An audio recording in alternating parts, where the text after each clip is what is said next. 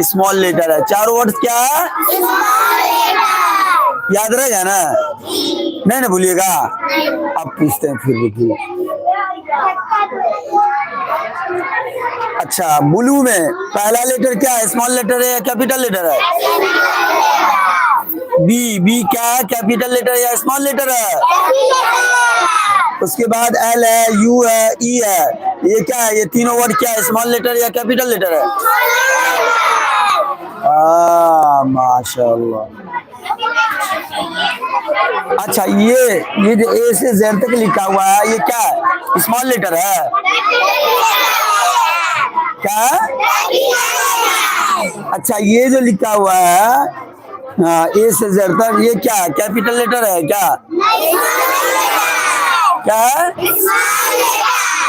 सब याद रखिए। सबक कहाँ? सबक सबक सबक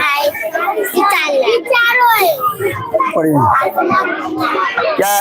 S Q U I double R E L.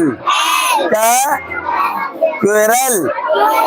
Quarrel means गिलहरी। उसका क्या? रैबिट।